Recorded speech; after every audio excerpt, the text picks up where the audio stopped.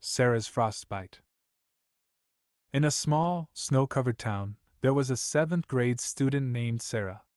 Known for her bright smile and curious nature, Sarah loved exploring, even in the chilly winters.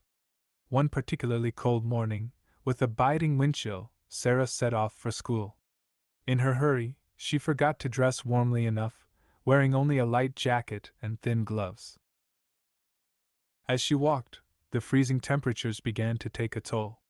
Sarah felt a numbness creeping into her fingers and toes, followed by a strange prickling sensation. Unaware, she continued her journey, her skin gradually losing color.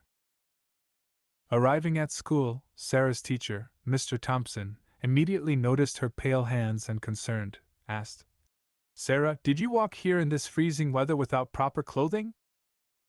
Sarah, shivering, replied, "Yes, Mr. Thompson, I didn't realize it was so cold."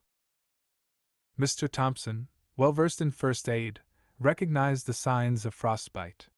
He explained, "Sarah, I think you might have frostbite. It happens when skin and other tissues freeze due to extreme cold. The top layers of the skin become very cold, then hard, and finally numb."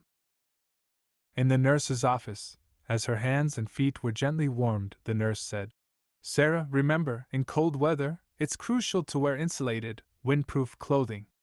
Frostbite can occur rapidly, especially on exposed skin and extremities like fingers, toes, ears, and the nose."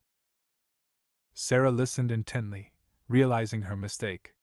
She promised to dress more appropriately in the future, and shared her experience with her classmates to raise awareness about the dangers of frostbite and the importance of proper winter attire. This incident turned into a life lesson for Sarah and her peers. They learned the importance of respecting the power of nature and being prepared for its challenges.